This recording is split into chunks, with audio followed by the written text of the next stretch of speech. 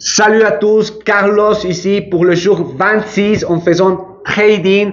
Aujourd'hui, je vais vous apprendre une grande leçon que c'est éviter la zone de problème. Ok, la zone de problème, c'est quand tu es devant le graphique et tu vois qu'il y a une zone d'accumulation, de manipulation de prix.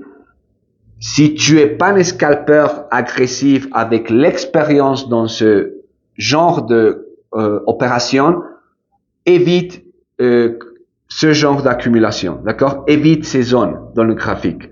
Et c'est ça ce qui m'est passé aujourd'hui. J'ai pris une opération, je pensais que le prix il allait haussier, mais j'ai resté comme plus d'une heure, voilà, en une zone d'accumulation.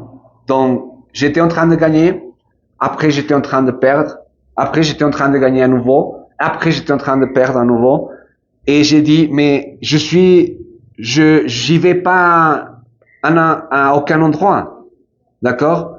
Il y a aucun endroit que j'y vais. C'est pas haussier et bon à la fin c'est même pas baissier.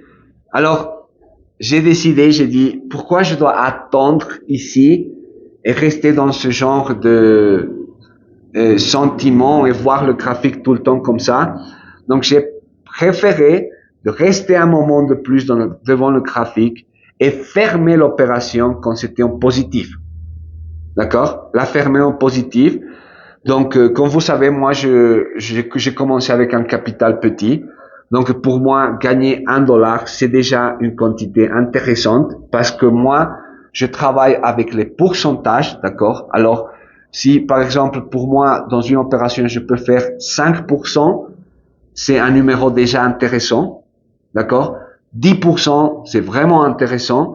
Donc, la quantité d'argent comme ça, c'est différent. C'est pour ça, si vous jouez le jeu, le game ici avec $10 000 ou $100 000, vous savez que le plus important, c'est les pourcentages. Comme ça, vraiment, vous savez ce qui se passe dans la semaine, dans la journée, dans le mois, d'accord? Donc, moi, je joue comme ça. Donc, aujourd'hui, même si je fais $1, ça va vraiment pour moi. Donc, l'opération aujourd'hui, j'ai gagné une quantité petite, mais ça va, c'est un bon pourcentage. Mais la leçon, la grosse leçon d'aujourd'hui, c'est de éviter vraiment ces zones d'accumulation. Si tu as de l'expérience et tu es vraiment un scalper agressif, que tu connais la technique, tu peux aller vraiment prendre des opérations là.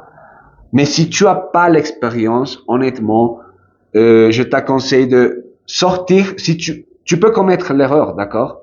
T'as rentré, tu as fait une opération, tu es dans une zone d'accumulation et tu es dans une zone de manipulation, donc tu essayes de sortir le plus vite possible que tu peux en positif et après tu attends pour la prochaine grande opportunité.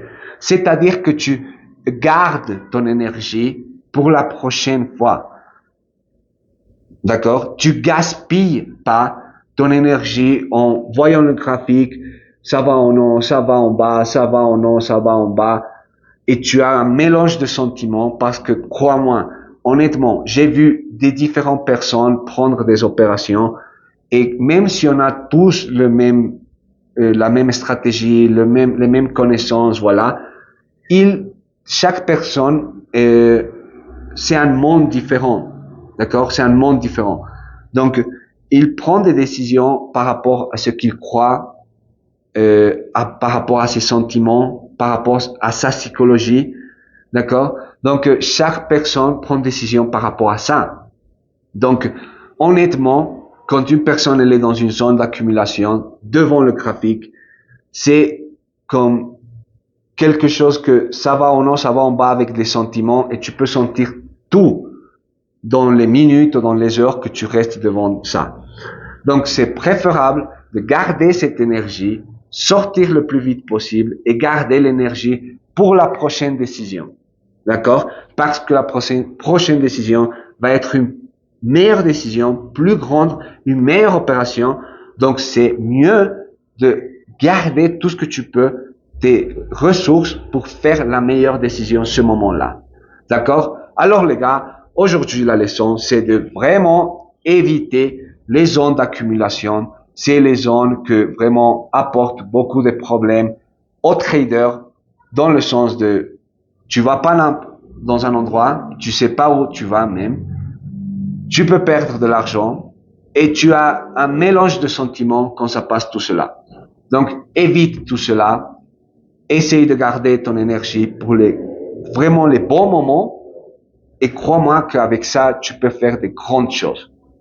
Et comme je t'ai dit, si tu es un scalper, que tu connais bien ton truc, cette vidéo, c'est seulement quelque chose que tu peux écouter, voilà. Tu connais bien comment faire les opérations, mais cela, c'est pour les gens qui prennent des opérations un peu plus longues. D'accord? Donc, j'espère que vous avez bien kiffé la vidéo. On se capte demain. Ciao, ciao.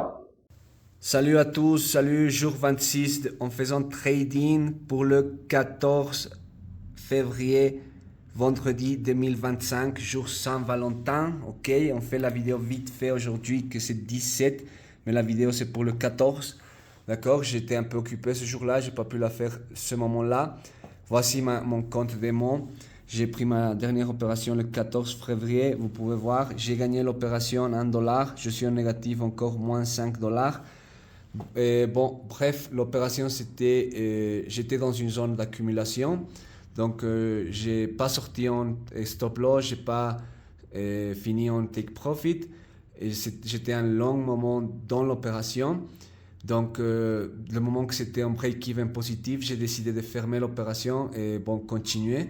Voilà, et ici, vous pouvez voir l'après-midi, il y a eu un très très bon mouvement haussier, d'accord, vous pouvez voir ici dans le graphique, mais bon, j'ai pas pu prendre des opérations ici, j'ai pas pu profiter de ce mouvement de graphique, mais bon, c'est pas grave, on continue avec la meilleure attitude et on se capte la prochaine, ok, bye bye.